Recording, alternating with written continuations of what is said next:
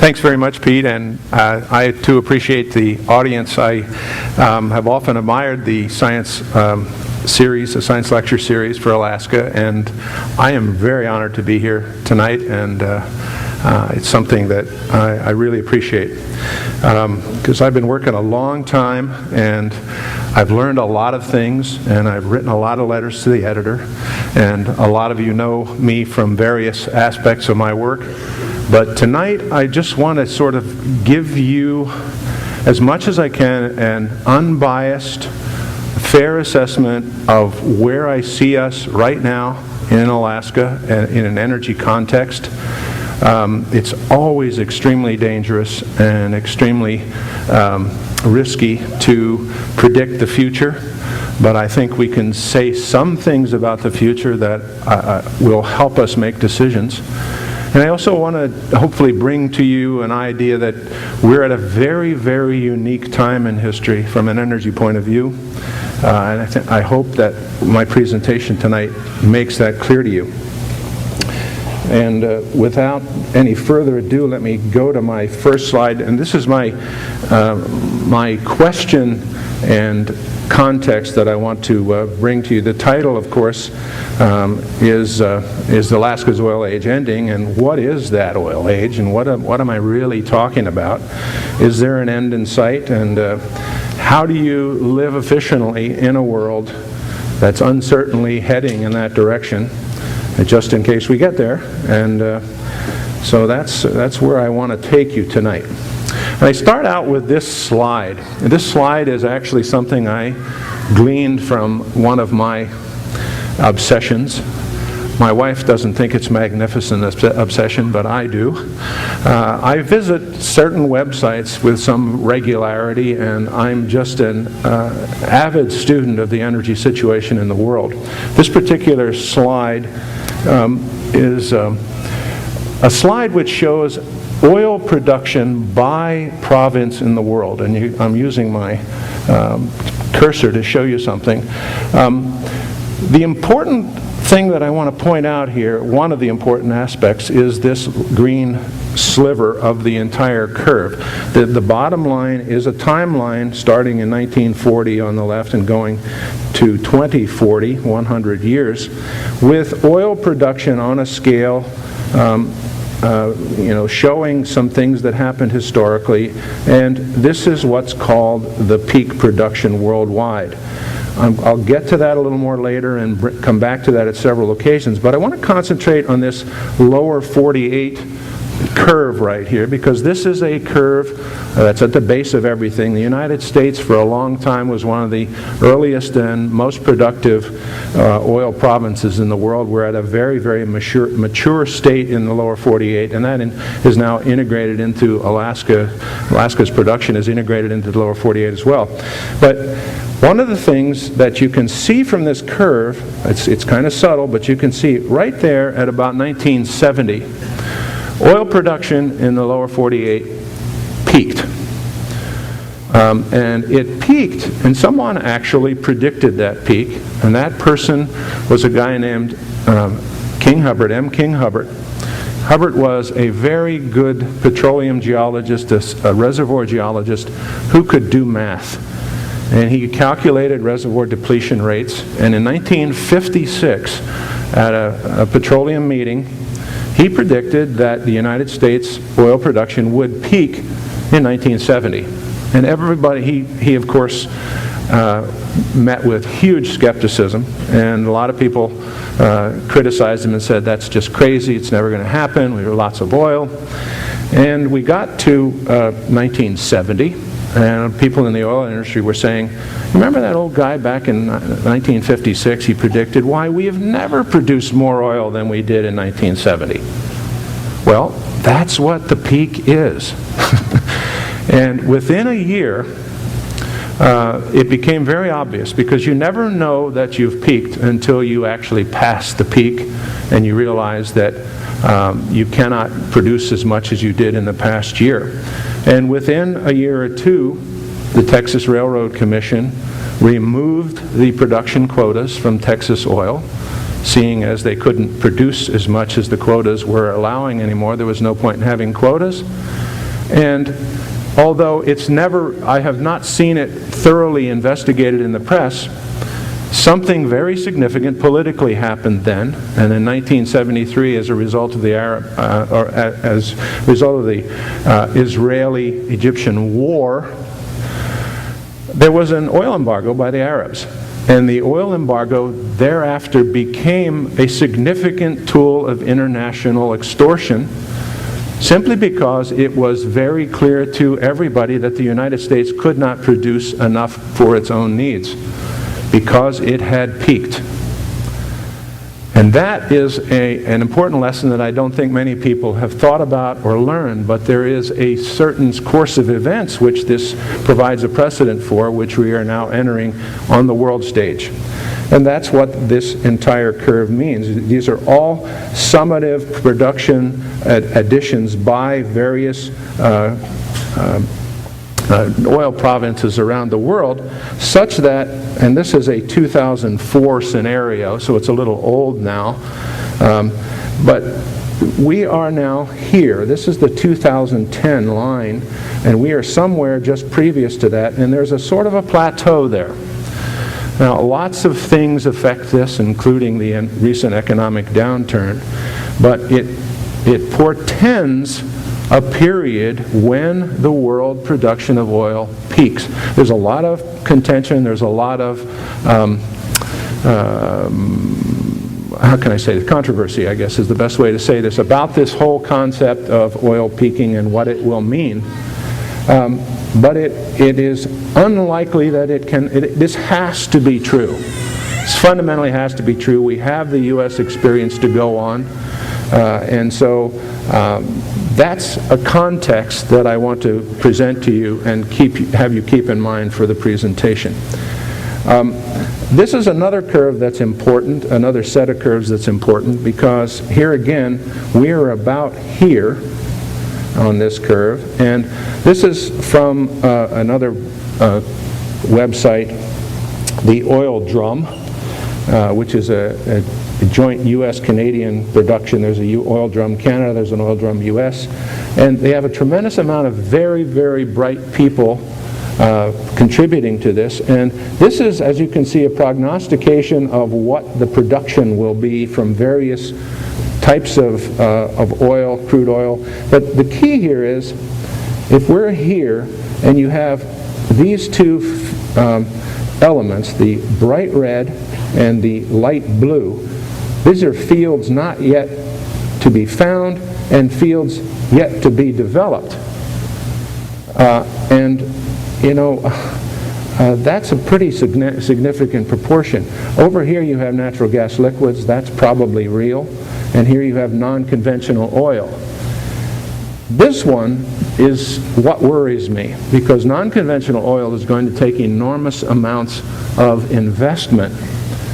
And I never thought I would get to the point of making this case, but oil is priced too low now.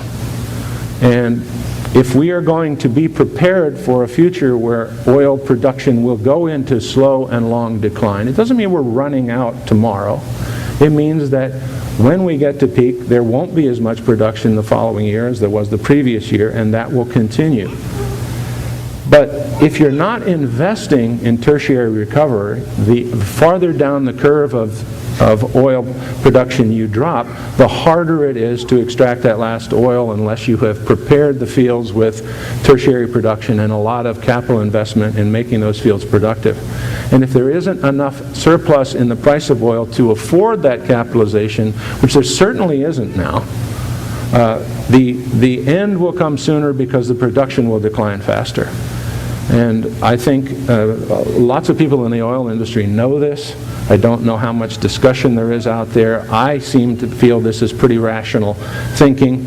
And I show you this because so much depends on things that haven't yet happened. And that's a little bit risky just in itself. This is very interesting information. This is publicly available. This is the Alaska situation. It's important to see this because you have everything on the left side of this curve is history. This is actually from a report by the Alaska Division of Oil and Gas Natural Resources Department from 2007, and that's where this line is, right here. We're out here now, but we only have that data. There may be new data available, but it comes available right at the end of the year, so we'll have 2008 very shortly if we don't have it already. But one of the things that's very clear on this is here is the peak for Alaska. I have another slide that follows here which shows this in a different way. And Alaskan oil production on the North Slope of Alaska peaked in 1988. And it peaked at just about the capacity of the pipeline, a little over 700 million barrels per year, which is, if you divide by 365, is about 2 million barrels a day. That was the peak, and that was what the capacity of the pipeline was.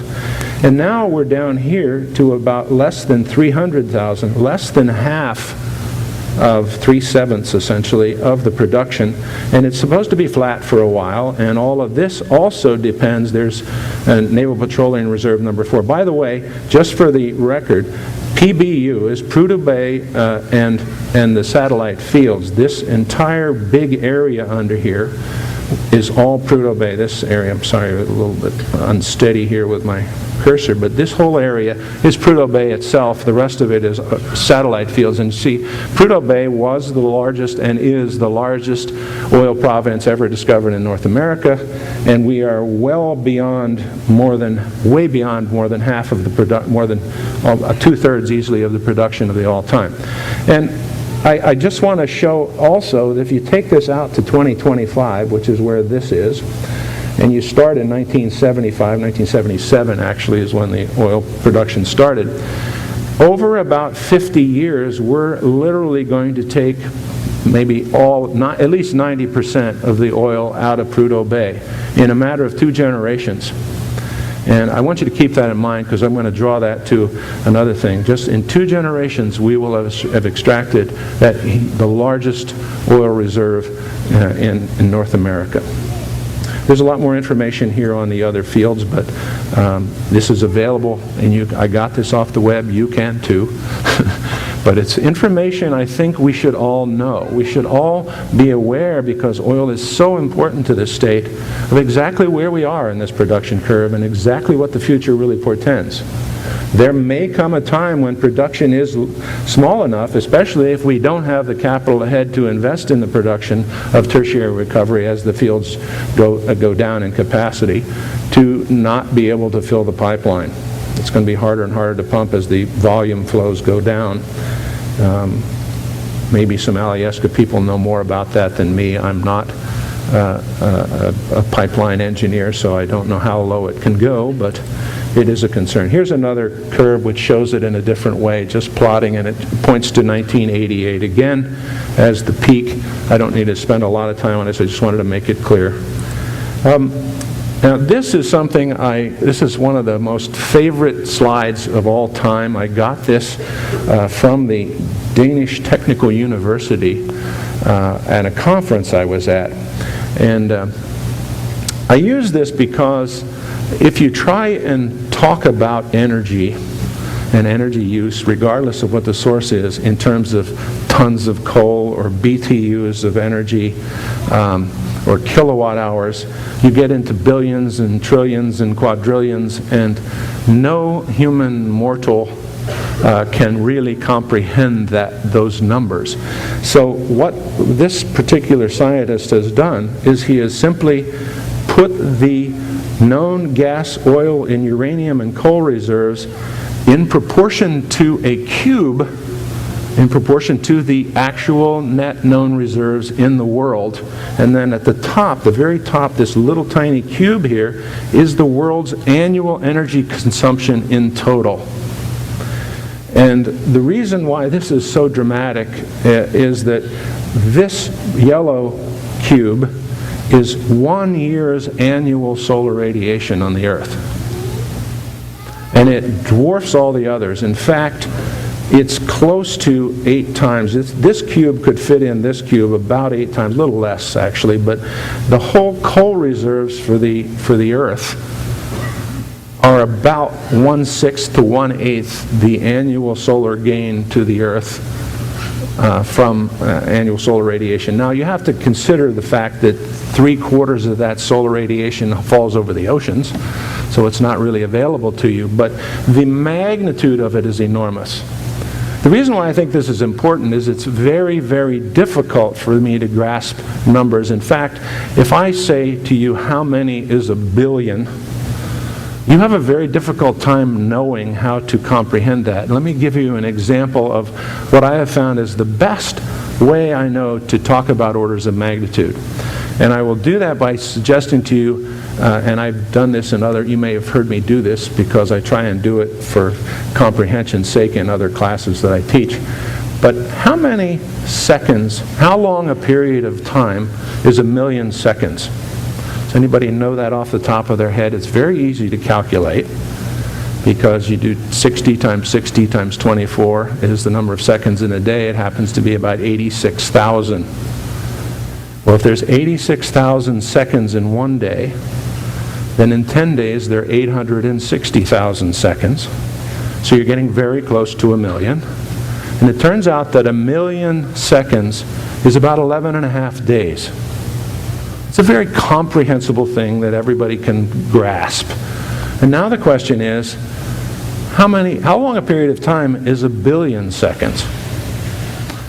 Well, 1,000,000,000 is 1,000 million. So if 1,000,000 is 11.5 days, 1,000,000,000 is 11,500 days.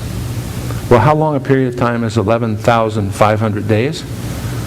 It's about 33 years.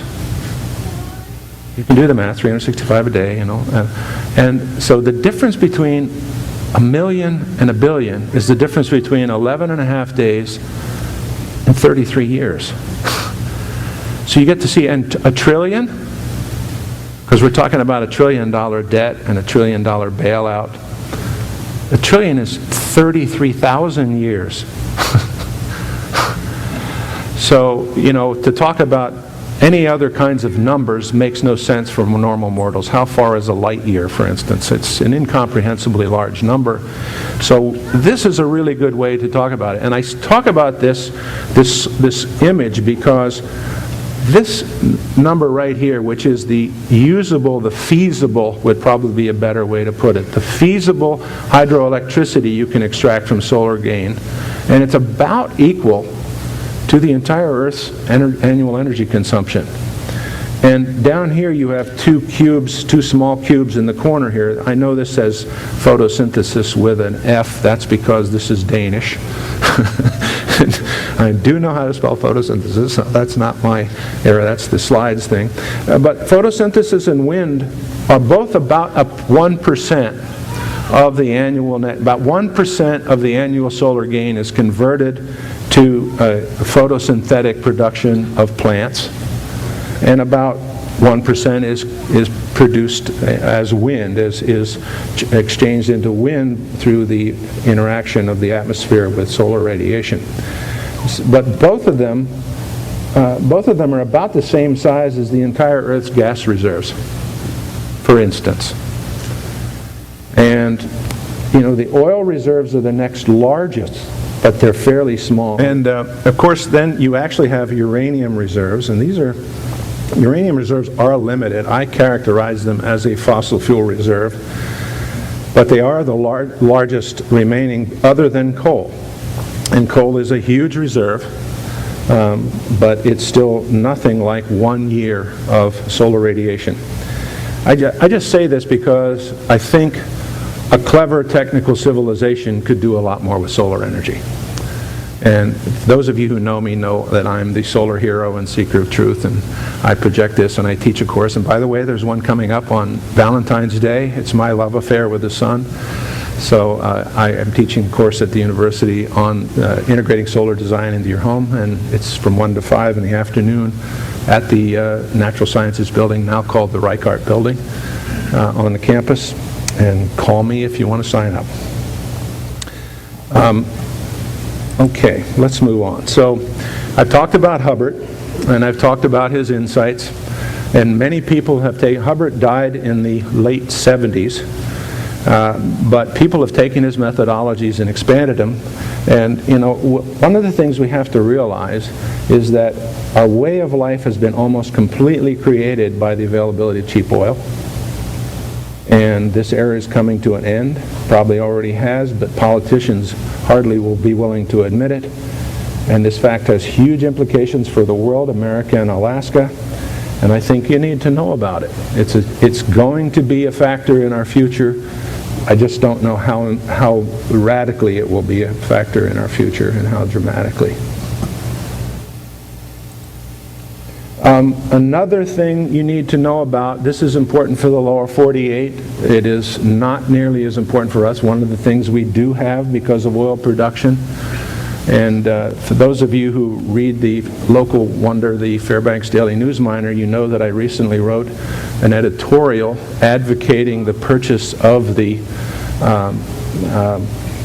refinery if in fact Flint Hills is in a position to sell it, which I've talked to Jeff Cook about this, and he's talked to me about it. And I'm not advocating this because I think it's a terribly good investment for the state. And I think I'm misunderstood in that regard. I'm critically interested in the supply of oil because, frankly, what would we do without it at the moment? It's necessary to sustain our way of life, to provide any transition, and it uses our local royalty oil to produce oil for us. It's extremely important in the local economy. It's extremely important for our way of life. I am not a negative person about oil. I'm deeply respectful of it, and I'm going to show you why here shortly. But I think we've got to protect that availability for our own energy security. And that's the same problem that I want to show on this slide. Many people don't know that the greatest import country, the country we rely on most for oil imports to the United States, is Canada. They're the major exporter to the United States. In fact, 15% of all the natural gas in the lower 48 comes from Canada, but what most people don't realize is that's half of all Canada's production. It's only 15% of our consumption, but it's half of all of Canada's production. And next, of course, is Saudi Arabia. But I didn't even know Algeria was on the map. But these are all summative, and they change over the years. But, Canada's become more important with time, almost steadily. Saudi Arabia has been fairly level. Venezuela has become less important for kind of probably political reasons. Mexico is going to be less important because the major production of the oil field off the Veracruz, which the name of which escapes me now, but I do know it, is in rapid decline, and it was the major production of Pemex, the Mexican oil company. So, many of these lines trend downward, and the United States is dependent on oil imports for about between 60 and 70% of all its use. And, well, what are the warning signs? I've had this slide for a while. Gasoline prices, fuel prices are volatile. They're unpredictable. Oil production is at or very near peak. The United States must compete with China for oil, and China is, at least it was, growing rapidly. I went through these slides and changed them. Every 6 months you have to do this. It's not really reliable. But, the U.S. still has to borrow $2 billion a day to stay solvent.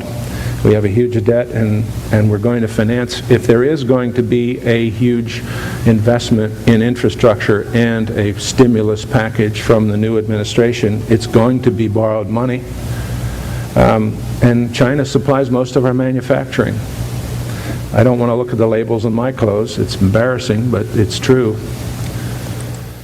And this is for the youth in the audience. I actually found a non-registered, non-copyrighted picture of Wile E. Coyote. Unfortunately, he is loading a rocket-powered grenade launcher. But I wanted to use him because he in the cartoons is always running off the edge of the cliff, and as long as he doesn't look down, he doesn't fall. And I had this slide for a long time before we had the economic decline we're having. But when you see there's nothing under us, we'll fall. And I added this last line just this last week. Yep, pretty much.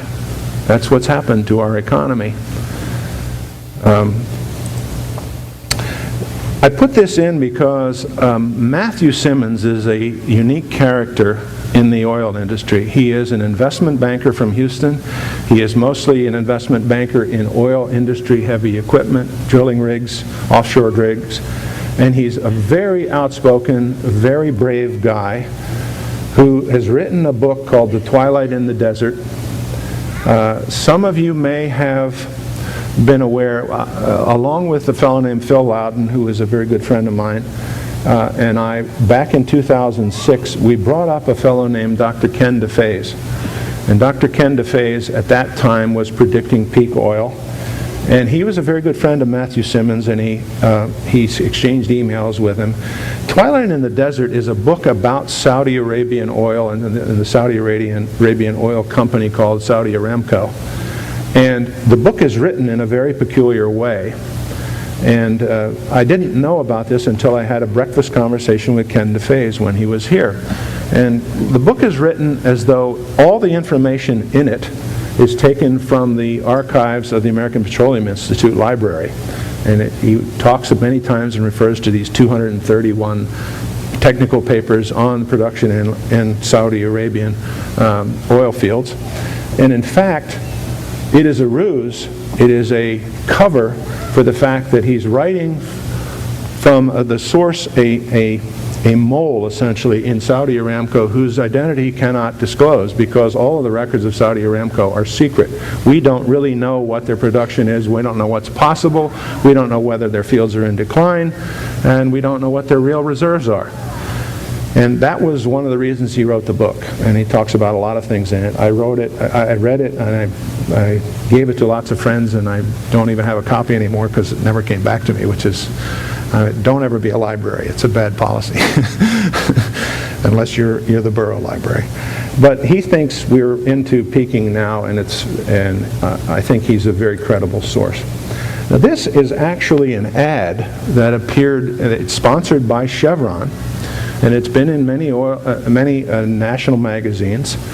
Chevron, various oil companies have varying different attitudes towards the idea of peak oil. Chevron happens to be very much into, at least publicly, at least in terms of their publicity, their PR people, they tend to say we're recognizing that this is an issue.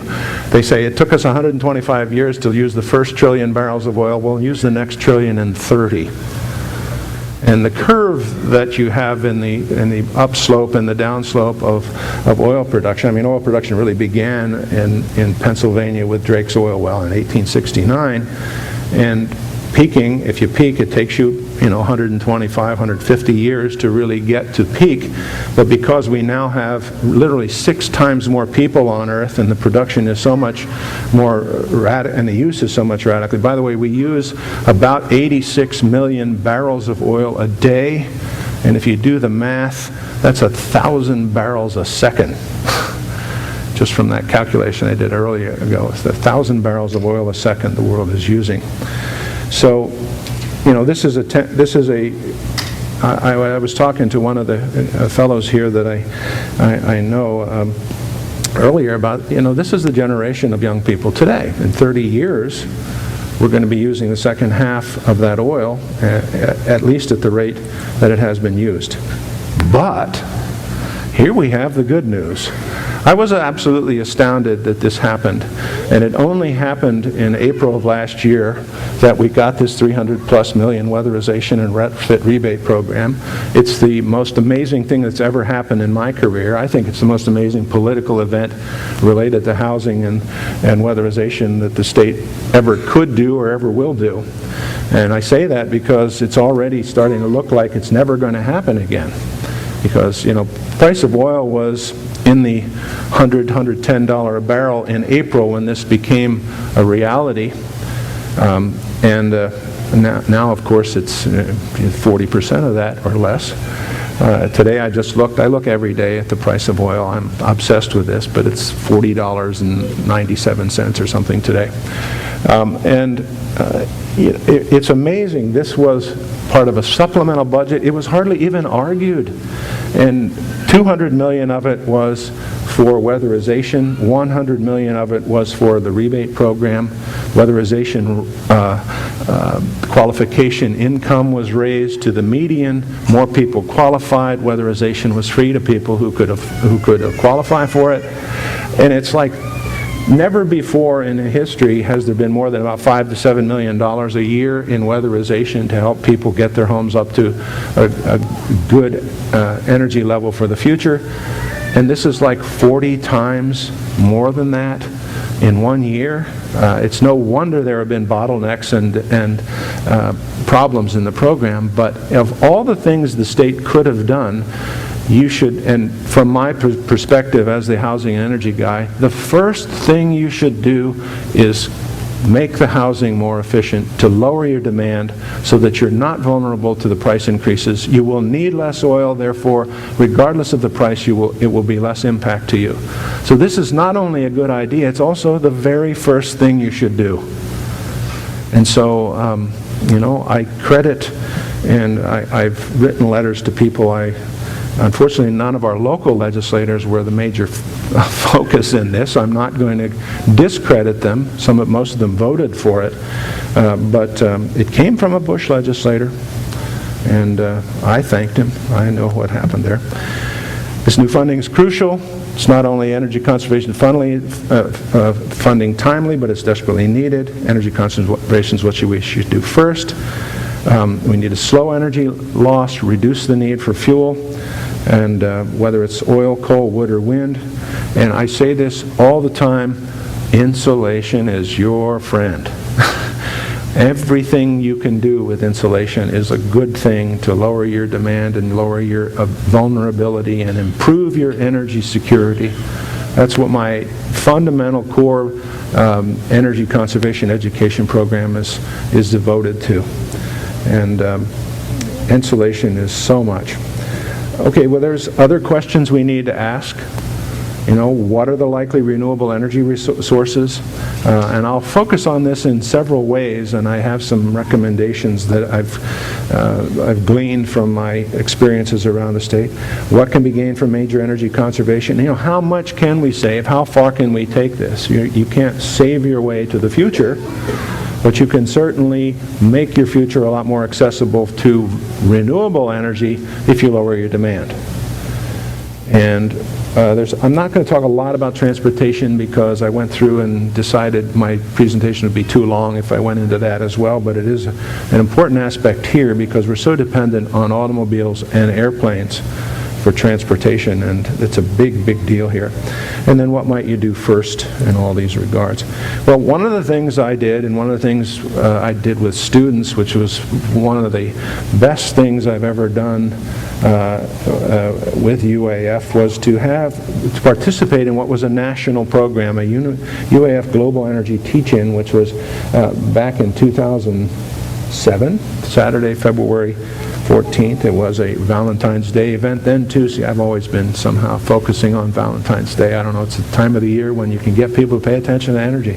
But anyway, we did this. We had a food and energy contest and a sustainable food contest rather, and lots of interesting DVDs, something called the Video on the Solar Decathlon. If you ever want to look at something fabulous that American universities are doing, every 2 years on the mall in Washington, D.C., the U.S. Department of Energy sponsors a solar decathlon, and in 2005, somebody made a 1-hour video of it. Of this whole process. It's college teams of engineering students and architecture students get together from each college, build a house designed to be zero net energy efficient. I will talk more about what that means, why I think it's such a precious goal, what examples that are out there in the world that we can take to heart, and Anyway, the biennial solar decathlon is on a web. You just Google solar decathlon and you can see all these phenomenal things that the universities are pushing their envelope for. And of course one might say, why doesn't UAF do this? Well, you have to get the house to it cost you probably $1 million till you were done. And all these universities get sponsorship and whatever, and if they win in competition, the US DOE gives them $100,000. Haven't managed to convince any mechanical engineering professor to buy into that yet, and maybe Alyeska Pipeline will sponsor it, who knows. There's the issue of sustainability. This is a big keyword and a lot of talk about it. There's a lot of really muddiness in how you define it, what it really means. But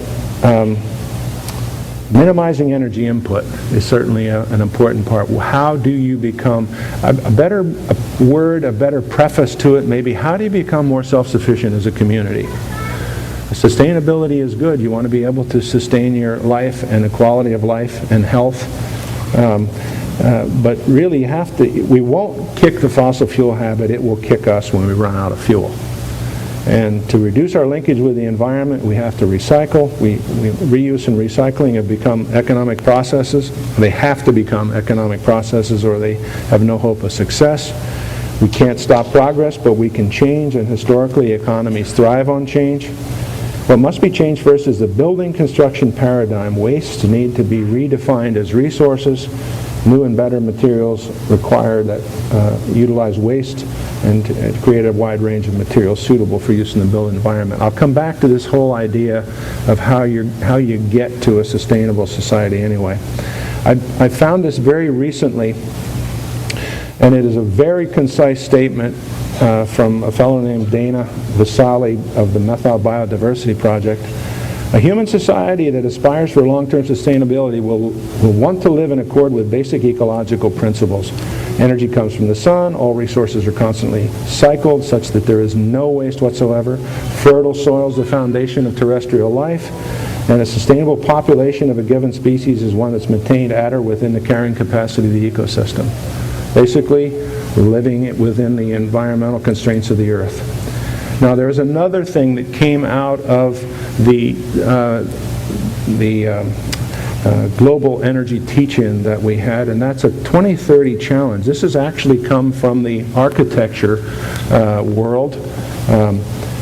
It's an idea that the architectural universities in the United States and worldwide have issued a challenge to their students to build a sustainable infrastructure. This comes from a fellow named Edward Masria, who used to be a professor at the University of Oregon, and he became a professional architect in practicing profession. He wrote a book called The Passive Solar Energy Book back in the late 70s, early 80s, and he sort of disappeared from the activist world until this came up. And he really started the global energy teach-in and got me interested in it. And the idea is to, it's really this. The 2030 challenge says that if you're going to reduce the fuel use in all new buildings, you have to build buildings that right now that are 50% more energy efficient, use 50% less energy than the standard buildings built today. And by 2010, which is next year, you're supposed to use 60% less. And by 2015, 70% less. By 2020, 80% less. And by 2025, 90% less. And this is the challenge he's issued to the architecture. Well, how can you possibly do that? Is it possible at this latitude? Because the idea of the net energy house, the net energy society, is that this is an example that I wanted to hold up because it's the best one I have found yet. Can you build a housing infrastructure that uses as much energy as it produces on site? such that you don't deplete fossil resources, that you use essentially the net energy that crosses the boundary coming in and going out from the house is zero. There's a net sum of zero. That although you may need some energy from the grid in the winter, you can produce and give back at other times of the year. This is a house, this is my own photo. I visited this. This is the famous Riverdale house. I've covered it in my newsletter. It's in Edmonton. It is, as far as I can tell, the premier zero net energy house. It's a duplex. And what a duplex does is really interesting. Yes, it has a shared common wall, but that shared common wall has no heat loss, and it actually doubles the space on the south facade of the building where you can place solar energy collectors. In this case, the row across the bottom is actually thermal collectors. I was at this house, and this very day, I was the last person to climb down into the solar storage tank before they filled it with water. They were just about finishing it up. I stayed with the contractor named Peter Amarangen and his family, who live right next door to the house. I had set this all up at a visit. This was part of a sabbatical, Pete, that I never got to take, but I went anyway to try and get this information because I felt it was so important to have this because it is the farthest north example of the most energy efficient, and I'll show you the actual statistics on this house very shortly here. But it is everywhere. I was teaching for a week last week in Whitehorse. Been invited there. I love the people in Whitehorse. They're very much like Fairbanks. I mean, it just has 1/5 the people, but the same attitudes, the same good personalities. These are two favorite towns of mine in the entire earth.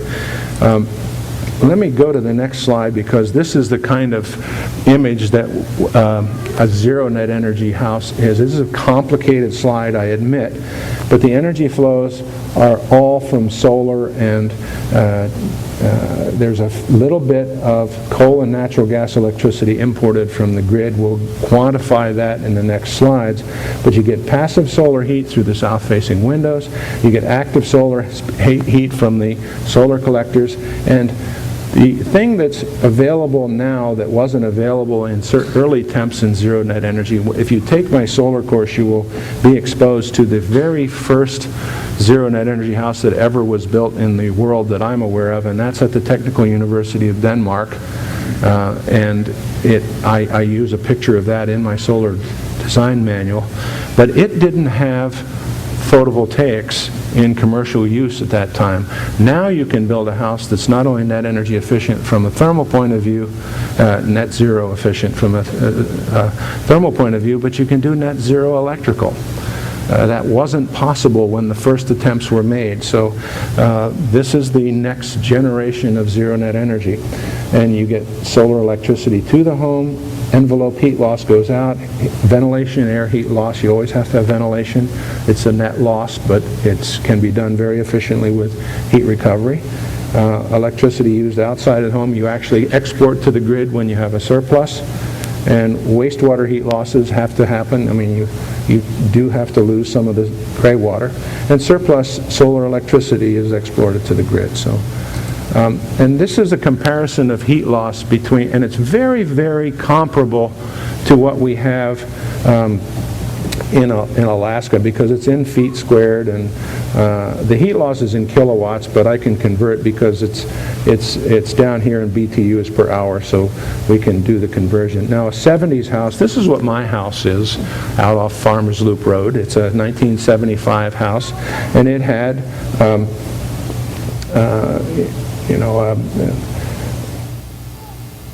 its floor area is actually bigger than this, but it used something on the order of 100 to 120,000 BTUs per hour, and that's a standard furnace size.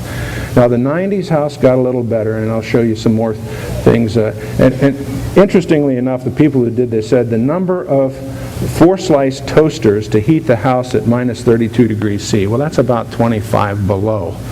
So they're trying to make it as really obvious. You need 17 to 21 toasters to heat this house on a daily basis. That's kind of a crazy idea, but the reason they want to do that is you can get down with the Riverdale Net Zero Energy house to 4 toasters to heat the house at the design temperature for Edmonton. This is even better. Let's see here. I want to go to this total space heating required because a gigajoule, this is all Canadian metric, I'll just convert it for you. Gigajoule is about 1 million BTUs of energy, and 1 million BTUs of energy is about 10 gallons of fuel oil. So if you simply add a 0 to these, and that's about it, for the annual heat requirement for a 70s house, it's about 1,200 to 1,300 gallons for a house of about 1,800 square feet, 15 to 1,800 square feet. And that's about what they are in Alaska, too. If you have the 90s house, it's a little better efficiency, maybe 100 million BTUs, about 1,000 gallons of fuel oil. But look at this. The Riverdale house down to 13.9 million BTUs, about 139 gallons of fuel oil, from almost 10 times that much. So that's what we're talking about. You can't get totally away, and you could provide this energy in other ways, but and here they're talking about natural gas, which is easy in Edmonton. It isn't terribly easy here yet. I wanted to show this. This is from a presentation made, and it's the concluding part of the presentation, made by James Lee at a very, very wonderful conference at the Cold Climate Housing Research Center back in 2007. James Lee used to be the director of weatherization at Interior Weatherization. We have one of the best weatherization nonprofits in the state. They require clients to take a course so that they know how to receive and what to prepare for when they're getting the weatherization, and they get information on maintaining their houses. This is so important, and we're the only nonprofit in the state that does this. Education, I'm a big believer in education. Anyway, what he's done here is show various houses with various weatherization. This was before the program that we now have before us, and he was doing standard weatherization with the federal support that he had, and the original utilities cost, this was the original electrical and heating for 3 various houses which are described in the paper case studies. After the upgrade, the energy costs are this much. The savings are limited here, and the cost of the improvements are here. This is the return on investment, 31.5%, 20.5%, 30.7%, an average for the 3 houses of 30%. I'll tell you, that's a lot better than the stock market today. You want to make a really sane investment, invest in your house, invest in your energy conservation. It's the most sure, and it's got to work. Physics works, doesn't it, John? Physics works. It's one thing I have great confidence in. My education really taught me, you can prove things to yourself at physics. You can do the experiments. And the savings percentage, even before the incentives that we got, that we can spend more money on individual weatherization now, 38.4%. Just wonderful stuff. Very compelling presentation. And now I'm going to get to the more spiritual, reverent side of my view to show you that I am not anti-oil. In fact, I think oil is so valuable. I have a little aphorism that I've never said publicly before, but I was thinking about it today, and I had a revelation as a child, not as a young child, but as an 8-year-old or so. My father used to, we had a lot of lawn mowers in our family, and I'm consequently very anti-lawn since then. But my father had a side business where we actually mowed cemeteries and had very wealthy clients that we took care of with their grooming of their lawn and gardens. And when I was 8 years old, I was filling up the gas tank of a lawnmower, and I said, suddenly it occurred to me, this is a one-way trip through this lawnmower. That gasoline came out of the ground, it's going through there, and it ain't ever coming back. And I just never forgot that. I can remember it as clearly today, and that was 50 years ago. I can remember it as clearly today as I did that. And the real value of oil, here it is. Considering the many productive uses of petroleum, burning it for fuel is like burning a Picasso for heat. And I'll show this, I'll drive this home with a vengeance here in a few seconds. Why is oil important? Look at what it does. Look at all the things. Your toothbrush, for instance. What else? Faucet washers, milk jugs, synthetic rubber, eyeglasses, plastic lenses, soft contact lenses, shampoo, cameras, shoe polish, ballpoint pens. So many things, so many higher uses than burning it. Very many things. This is only half the list, by the way. I can only get half of it, and so you could read it on one slide. So it even goes on and on. It's 97% of the U.S. transport energy, critical for industrial agriculture, chemicals, pharmaceuticals, and clothing. Just amazing. Well, by the way, a barrel of oil is not a 55-gallon barrel. It's a 42-gallon barrel. I don't know why this distinction was, but it probably had something to do with the early industry. And I got this off a Canadian website. It's the first time I've ever seen the breakdown. And I'm not a petroleum refinery specialist. There's things on here, I don't even know what still gas is. But this is important, I think.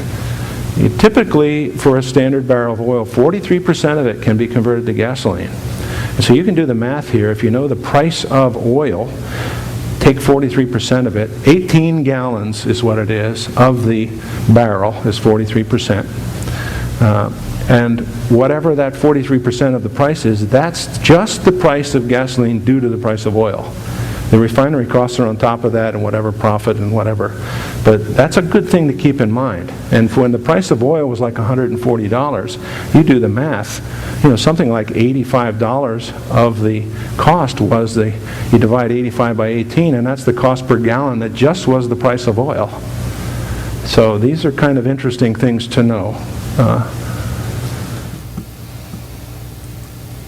I put this in because the polar bear, the Nanook, is the University of Alaska Fairbanks mascot. And my cousin in Pennsylvania sent me this, and she had no idea how well I could use it. But I just think this is a remarkably poignant message for what our use of fossil fuels is doing to the planet. This is obviously a bear in a zoo, yes, but look at his attitude toward that, his or her attitude toward that ice. I'm just, it should be a poignant reminder to the University of Alaska Fairbanks that your mascot is bordering on an endangered species. This should be something we should take note of, I think. I'm brave enough to point it out because I have tenure. But, lots of people don't want to know this, but it's very important, I think. So I just had to just inject that little slide there. Okay, Alaska will have oil, but we'll always pay the world price for it. There's a big deal in the paper even today about should we cap the price of gasoline. This is the wrong approach. This is a placating of the worst impulses of humanity. Don't be vulnerable. Get yourself off the Hummer trail and get yourself an energy efficient vehicle and don't need that gasoline. That's not the answer to cap the price because, you know what, I don't know I'm not a business person. I don't pretend to be. But I don't see why you should strap the industry because the price of gasoline is controlled by very many forces. I'm not sure of the complexities of it all, but I don't think politically saying it's got to be 10% above the Seattle price or you're going to be punished. Well, I don't know. It isn't. I don't think it's that simple, and I think it's a really punitive way to deal with the problem. I think I'm going to make an advertising moment here for Extension because I think we do have a lot of resources that will help. And Alaska's air transport is a huge deal. We have the huge liability. One of my great insights was during the eruption, and now there's a threat of an eruption of Mount Redoubt, but during the eruption, I think 2 or 3 years ago now, of Mount Augustine, there were several days of interruption of flights to places like Nome, where I always typically teach a course at the end of January, and this was in January. And I got to Nome that particular year, and they hadn't had a plane for like 3 or 4 days in a row, and already the shelves in the grocery stores were becoming bare. I mean, not only does Fairbanks have a just-in-time food system, but so does Nome. And if the planes stop coming, they're in a world of hurt very quickly. This doesn't seem to me to be a good way to organize a civilization with that kind of vulnerability, especially, which I say often in my courses, Alaska's a disaster waiting to happen almost everywhere. And no community is immune. We ought to be a little more prepared for toughing it out on our own, especially with food. So we import at least 98% of all our food. I told the Canadians in Whitehorse, if they get to tough it out, if things got ugly, by golly, we harvest an awful lot of seafood, and we market to the rest of the world about 98% of it. We could do real well with just our seafood. For food independence. There's not like there isn't any food here. We have vegetable issues, but we don't have protein issues. We could deal with it. This is something that I will do another calculation based on this too, but the concept of energy slaves, the reason I'm pointing this out is that oil does the work of dozens of people for pennies. And this is an idea that was presented to me, but again, I have some very tight connections to the Technical University of Denmark.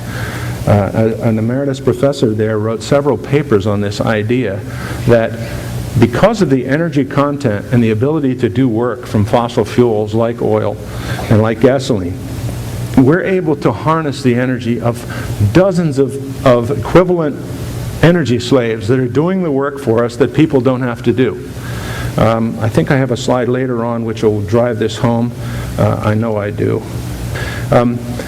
This is a slide from the Minerals Industry Association, which just stunned me when I first found it. This phrases the statement, every American born will need. I think need is the wrong descriptor here. Maybe may use, but all of these resources are a typical American human, what can I say, endowment that we expect the American to use. I mean, look at these numbers. 171 million pounds of stone, sand, and gravel. 83,000 gallons of petroleum. I've done the math on this. My pickup truck, which is a 1979 Chevy V8, I inherited it from my father. I've put about 160,000 miles on it. I mean, I've probably put 12,000 gallons of fuel through that truck. And that's only that truck. That's not my car, that's not my house. You do the math, it's pretty amazing. 66,000 pounds of other minerals and metals, 5.78 million cubic feet of natural gas. You can use that without directly using it in the petrochemical industry. So, 588,000 pounds of coal. That's several hundreds of tons.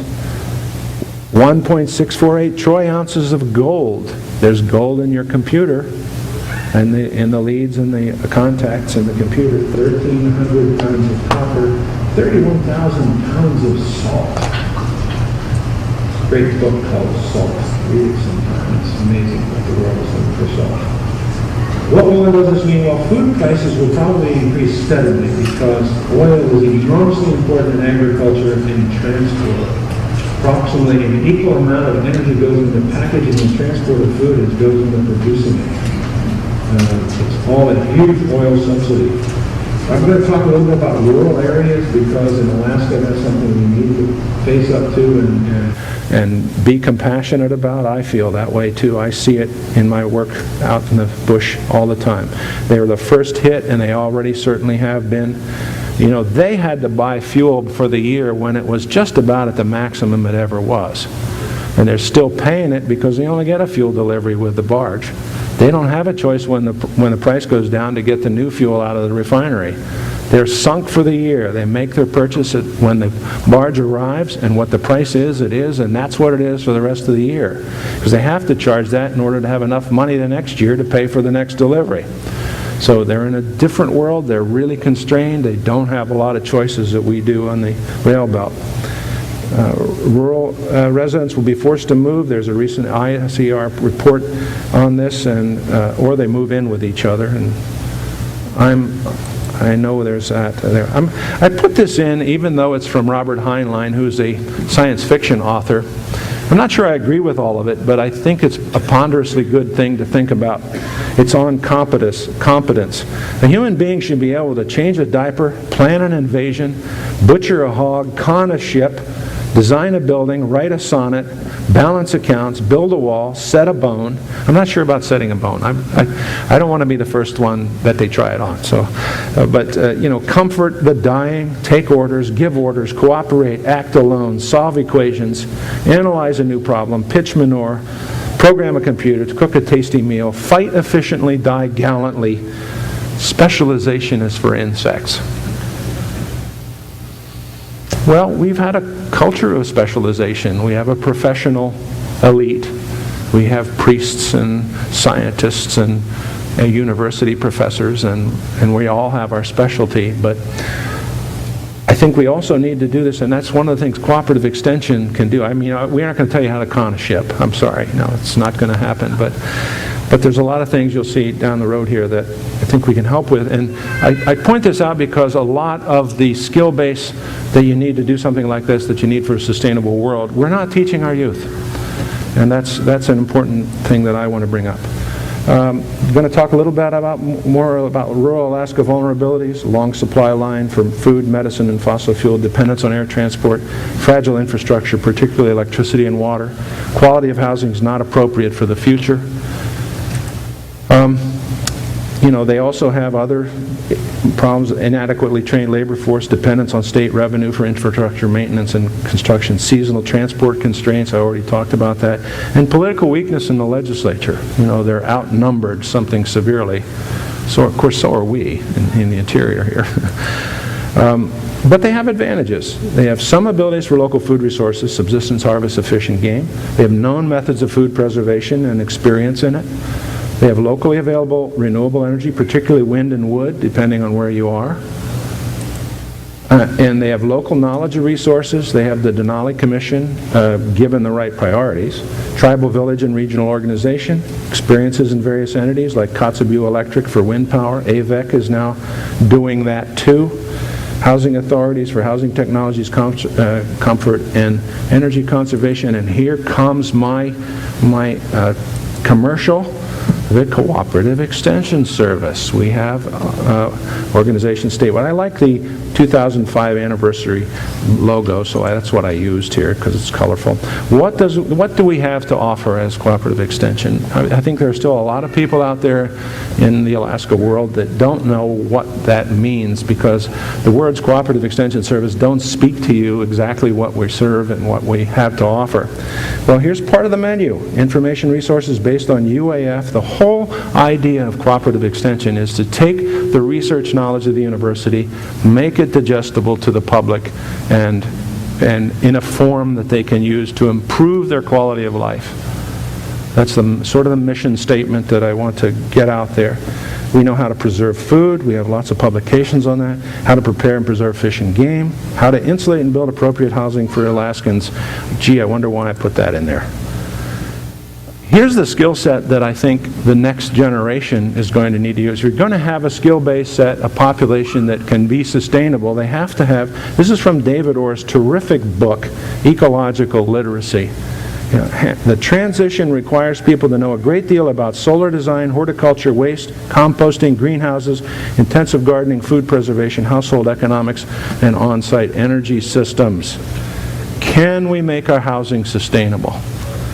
Well, I actually tried this myself, tried to use local materials, tried to take an old house and save the material investment in it, make it a house that, I spent a year in Norway as a Fulbright scholar in 1985-86, and I went there because Norway has wooden houses. They have wood. They build with wood.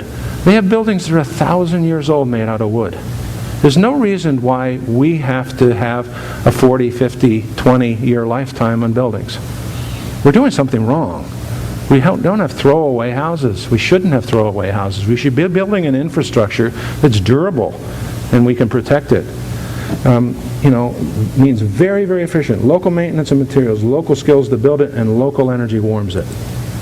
Here's my choice. I have copies of my newsletter, Alaska Building Science News. I did a special edition for the energy conservation money. These are all archived at my Cooperative Extension website, which is actually on this newsletter in this little inset at the bottom. You can check it out. We do an Alaska Residential Building Manual, the course every year on everything you need to know about technically making the best possible choices for your house in Alaska. Alaska built by a collaboration of many Alaska experts. It's like the 7th edition of this manual now. We keep making it better. There's this wonderful statement that I use that's from the Japanese culture. It says, "House finished, life over." And I think you never stop working on your house. That's my life anyway. I never stop trying to make it better. Never stop investing in it. I love that. I think that's very reflective of the Japanese ethic. And look what some of their architecture looks like. So house over, life finished. And so I worked on it. This is the picture of the front of my house in 2005. I do a course at the portal, and I'm going to be doing it at other places around the state too, on the retrofit program, giving the examples from the weatherization, giving my experience with building. I set myself a goal. I said I want to use all the local materials I can. I use locally produced bevel siding from Bob Zackel's mill out in Goldstream. I used, the studs are local rough cut 1x4s. I bought all the windows locally. They're Northerms mostly, which are actually made in Whitehorse. So I tried to use as much local material. And one of the things you should know about is cellulose insulation. Insulation is your friend. Cellulose insulation, almost all the insulation sold in Alaska as cellulose is made by Thermocool in Anchorage. Wherever you buy it, at the box stores or the local Spenards or wherever, you get the same material, but it's with the label of the company. They will put any label on it you want, but it's all recycled Anchorage Daily News, as far as I can tell. It's all recycled newsprint, all made in Alaska. It's a local product. It's non-toxic. It's very easy to use. It's not irritating. I used it. I used 72 bales. It's the cheapest part of the entire retrofit project. Less than 3% of my retrofit budget went into buying the insulation. And then, later I came back and actually this summer put more. You notice how we changed the color of the house from a battleship gray to a solar yellow. I had to do that, so I did that. And I actually hired 2 young men who had, one of them had done a lot of this before. He's actually in the building. I actually went through that hole myself as the adult that I am right now, at the size that I am right now, and it's very easy to get in there. But boy, is it scary when you think about how you're going to get out. And I finally did it, but you have to come out when you can't see anything. You have to put your legs down that ladder and just come out feet first. But wow, that was pretty exciting the first time.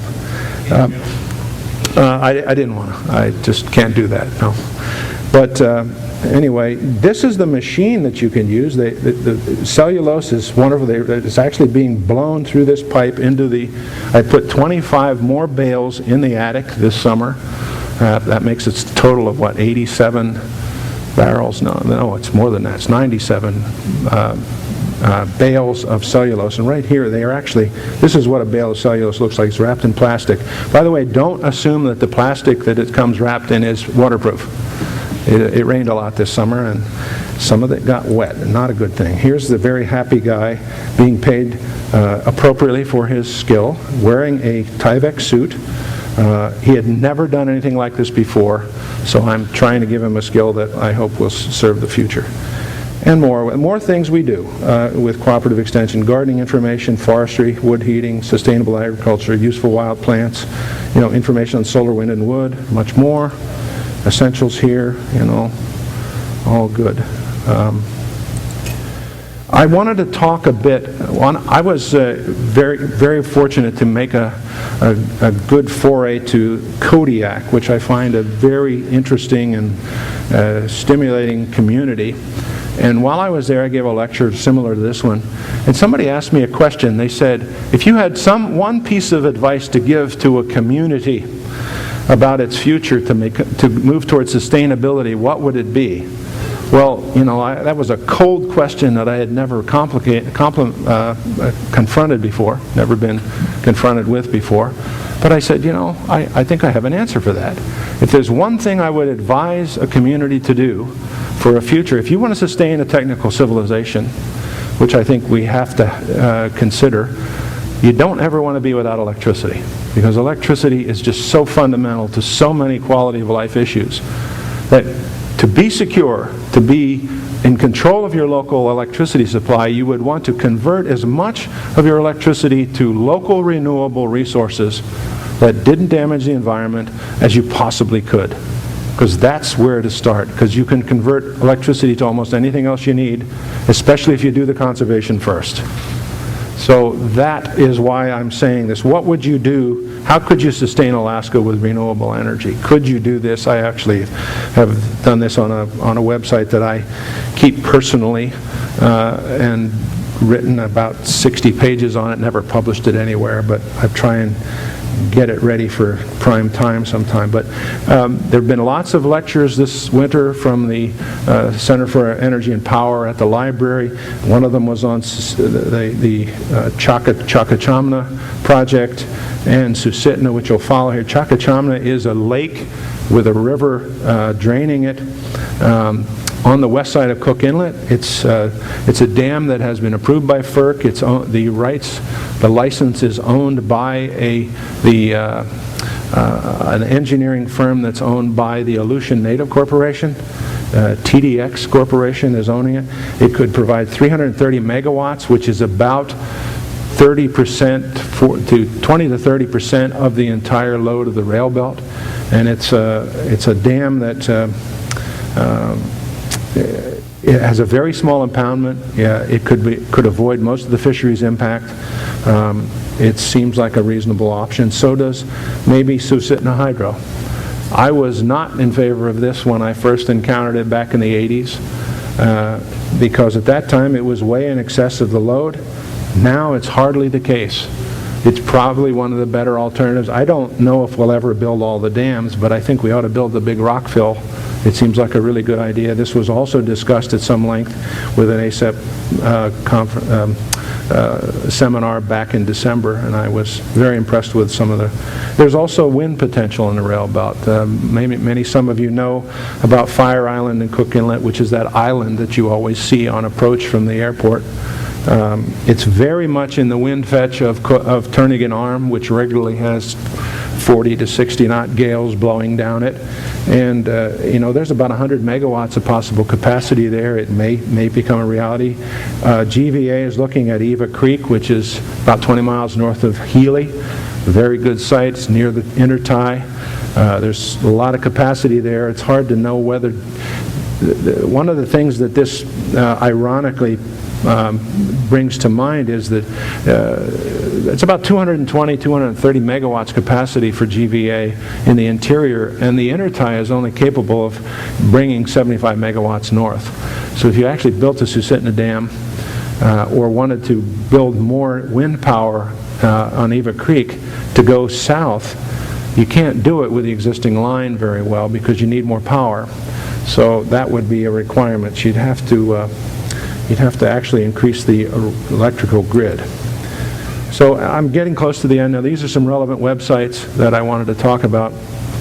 and let you know that the source of some of my legacy to you for information. This is my major cooperative extension website.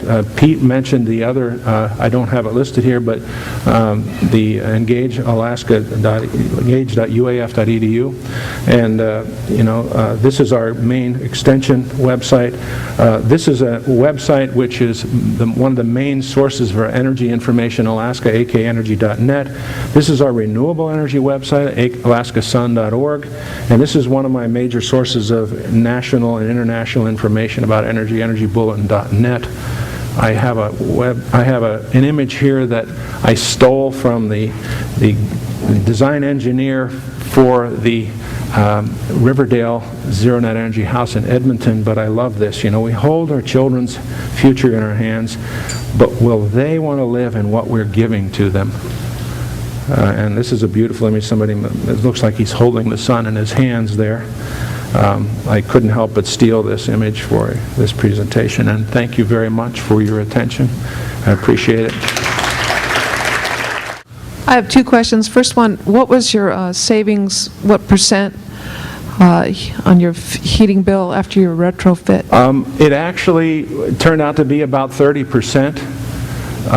One of the things that happened was I did about $10,000 worth of new windows, and I did a lot of air sealing around those windows. That was one of the, but I did absolutely nothing to the attic, which is why I came back this summer and did something to the attic, and I'd done some before and after infrared pictures. There's a lot in that I can answer you with by giving you an hour presentation on my retrofit, which is available, but I can't do it now. But what was the total cost of it, though? The total cost? Well, I'm glad you asked that, because I love to answer it with my own prejudice. It was $37,513. And at the end of my presentation on my website, I have this picture of a naked economist, because I want to show that the economist has no clothes. Because if I had spent $37,513 on a kitchen remodel, not one single person would have ever asked me, will it pay back? And I just want to hold that out, because I use the defense, and it's my prejudice from I've been fighting the payback argument for my entire career. Why do we selectively and only ask a payback for the energy improvements? I mean, would you not put a bathroom in your house if it didn't pay back? I mean, to really build a house that's going to be a sustainable house for the future, if you don't build it energy efficient, forget about it. It's not going to be sustainable. This should not be an entirely, you only do it if you get paid back for doing it. Second question is, what do you know about paint-on insulation, and what do you think of it? Pete, would you like to take this? Because you're talking about a material that's actually available in the community. Well, I have been queried on this. I have made very strong statements about this, and I have been threatened by the producer with a lawsuit, because I think that it is not worthy of the advertising that it pretends to present and promote.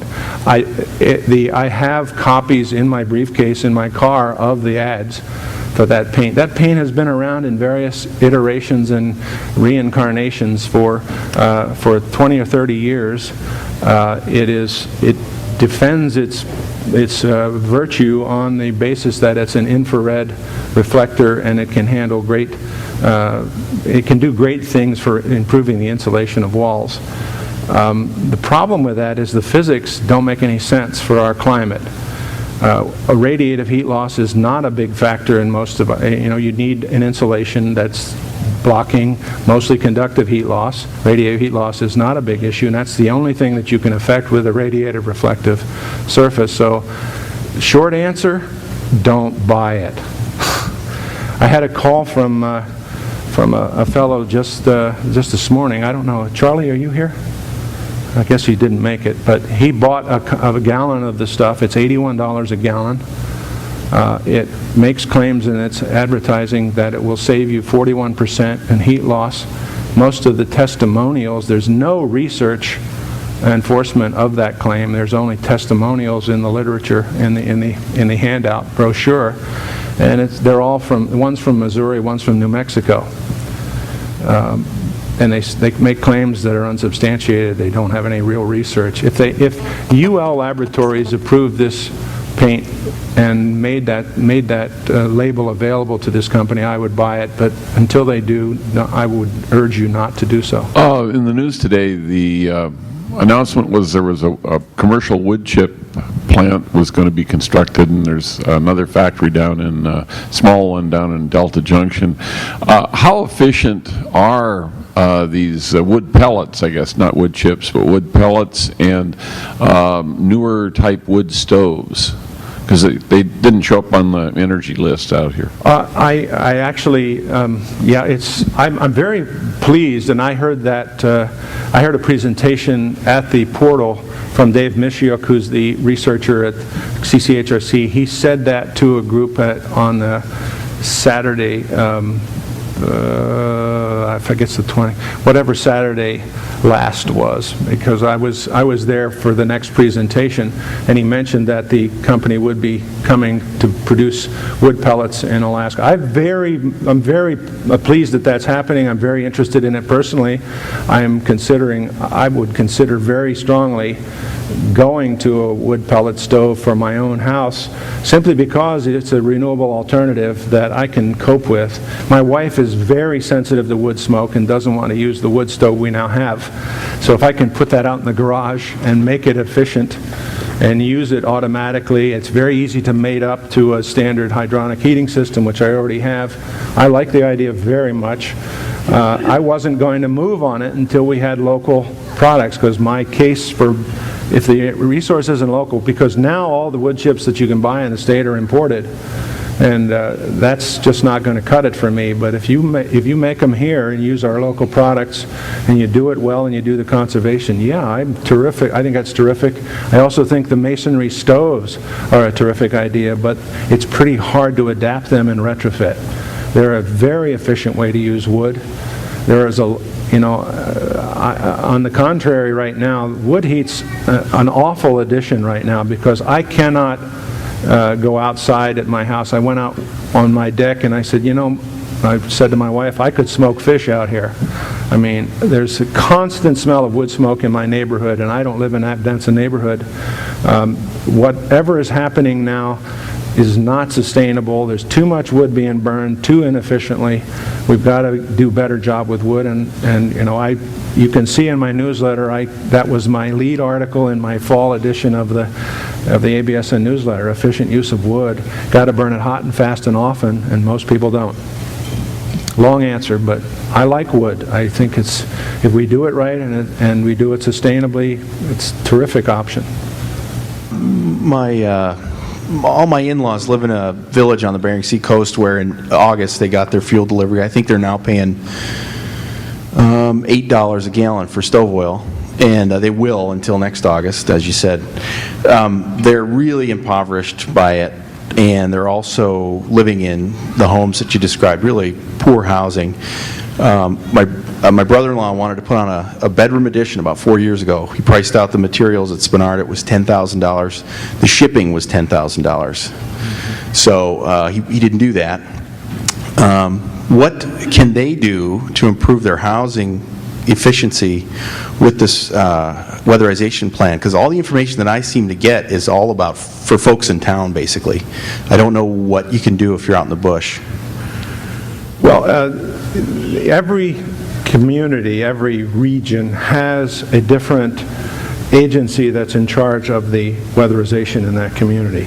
So I don't know where that particular community is you're talking about, whether it's in the Bethel Corps or Nome or Kotzebue, but they're each going to have to handle it in their own way, and they're going to have to decide how much they can spend per unit But, you know, the examples you cite, everything is more expensive. You know, insulation is my friend and it's your friend, but insulation's bulky. It's just getting insulation to the bush doubles the price. And there's not enough net, you know, there's not enough economy of scale for them to make it there. It's everything about living in the bush is hard because of the transportation. What transportation does to the materials cost. They don't, you know, they don't have a lot of wood industry. Everything is harder. I don't have an answer. It's got to be more expensive, and but they do have the way the money has been prorated is it's based on the heating degree days of the community and the energy costs of the community and the population. So the state has actually, Alaska Housing Finance has actually been in charge of the money. They have actually prorated the money and set it aside for communities based on that kind of device, you know, to divide it up proportionately. So I don't know ultimately who makes the decision of who gets what, but there is an implicit priority in weatherization that, you know, elders get it first, families with children under 5, and there's a whole priority of how you list it, and first, you know, most needy. It's only a partial answer, but it's all money. It's all a money problem, and it just costs twice as much to do anything in the bush. I don't have a good answer. At least we have some money, and we put some money on the table, but living in the bush is very expensive if you're going to have anywhere close to the American lifestyle. I got a question on the catalytic wood stoves. Is the efficiency of those work as good as they claim, and Well, the longevity of them? Well, again, you know, you can make any stove work poorly, but they are all, a lot of the stoves have an EPA test rating with a burn, and they're done at a very standard test rate. So the problem with catalytics is that you can easily damage the catalyst and the catalytic converter. If you put metals in the if you, for instance, if you use your wood stove as a garbage disposal and you happen to get a metal piece in there, you can easily what's called poison the catalyst and cause it not to function. And that's always going to be a problem. They have a very finite lifetime. They're made of platinum. They're becoming more and more expensive. I mean, if you keep them clean and burn them hot, you have to get the catalyst up to combustion temperature. You can hear it torch off when it goes. I have actually had one of these and used them. But the catalyst usually has to be replaced every 2 or 3 years. You just have to do that because it becomes worn out and burns hot and fast and often and just doesn't last very long. So yes, you can get a good catalytic combustion burn, but you have to pay attention to how to do it right. And one of the things that worries me is there are a whole lot of people who bought wood stoves. I mean, the wood stove dealers have never had a year like this. I mean, hundreds and hundreds and hundreds of wood stoves being sold this summer, many to people who have never used wood before. And they put them onto maybe chimneys that have not been used in 20 years, which is always damaged. Because one of the problems with wood stoves is just putting the proper chimney in can cost you $3,000. It can cost you as much as the wood stove and all the appurtenance. So, you know, often people shortchange the chimney, then you have a stack fire, and so there's a whole spectrum of things that happen when you go to wood if you're not experienced in it. It's one of those skills in the Robert Heinlein list that ought to be there, you know, on competence. You got to know how to burn wood well. I recently heard Bernie Carl on the radio, and he was saying that he had a geothermal drill rig. Are you in the know on that? And he's proposing to possibly drill here in Fairbanks for geothermal? He doesn't have a geothermal drill rig. He's trying to talk the oil industry into bringing one in and drilling like 10,000-foot holes to see if there's enough geothermal energy down there. He spoke about this at the December seminar on energy and power, which is at the library every month. And he was one of the 2 featured speakers on those systems. You know, and Bernie's been in the paper here recently, you know, about his plan to do that. I think he's got a really good idea there. I don't agree with him getting a free lease and other people having to pay for a lease of borough property. I mean, if it's $1,000 a year, go ahead and pay it, Bernie. I mean, come on. It's not like he doesn't have the money. So, but I think Bernie is a controversial figure, but I think he's done more to open people's eyes and to confront them with some of the things, the hard questions that need to be asked than anybody else. He's in a position to do so. He's playing the game. He's committed his own money to his own facility. He's trying to do the right thing, and he has learned. He is able to learn. He has changed over time. So I'm okay with Bernie. He's got a loud voice in this community in every respect, but I think you know, he's a good wake-up call for a lot of people. Another subject, have you done any studies on cogeneration and the feasibility for using that even for smaller like households and so forth here in Alaska? There's a long history of that, and my friend Ron Johnson at the Mechanical Engineering Department has done that for years. You should talk to Dennis Whitmer at the Energy Center. He's a mechanical engineering professor. I just saw an email from a fellow who works for AEA saying that something like 40 of 48 major facilities in rural Alaska with community buildings and schools have cogen operations with the diesel-fired power plant, which a lot of people think is darn amazing. So it's out there. It's not at a scale for normal small households. It may be in the future, but most of it is for, you know, you have a large diesel generating facility in a community and the schools nearby, you can heat it with the waste heat from the diesel generators, and that's very often being done now. So the research has paid off in that area. Rich, getting back to the pellet, I spent a couple hours on Google studying these, and the first thing I found out is that Europe is light years ahead of us in this pellet technology. Very efficient. They now have boilers as well as space heating units. And the one that intrigued me, and I'd like to have you look into it at your leisure, there's a site that had a report, a PDF file on 4 European engineers.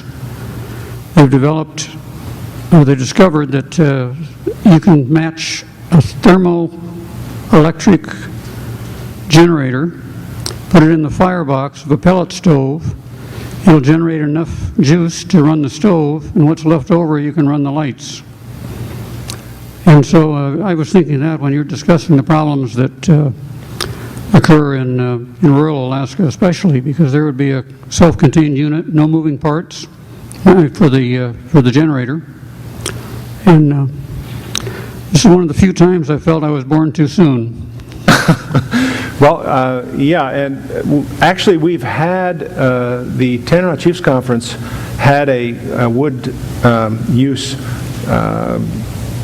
conference 2 years ago, where they actually brought a Swede over who showed how they have a huge pellet stove industry, and they have typically a meter squared box, a hopper similar to a coal bin, where you store the pellets on site, and then there's a screw worm gear, just like the coal technology to feed a coal boiler.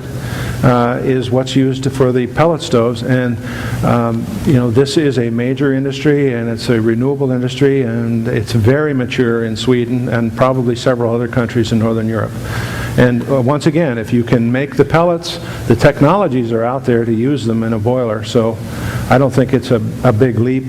I have not seen a proof of concept with the thermoelectric generators, but you know, that sounds perfectly feasible. I just don't know how. You know, you still need to do the energy conservation first, so you have a smaller need, and then you can your electrical need will be less. You'll be able to cope more with the small generation capacities. There are other technologies where you can co-generate. If you have natural gas, you can produce a kilowatt or two of heat and a couple of kilowatts of electricity in a small turbine, and use both the heat and the electricity in your house. That's another kind of cogeneration similar to what you can do with wood. So there's lots of technologies out there pushing the envelope for making the maximum efficient use of whatever combustion you do in the house. And yeah, I'm ready and waiting for the wood pellet technology. I'm going to adopt when I know there's a secure source of local pellets. I'm going to buy in.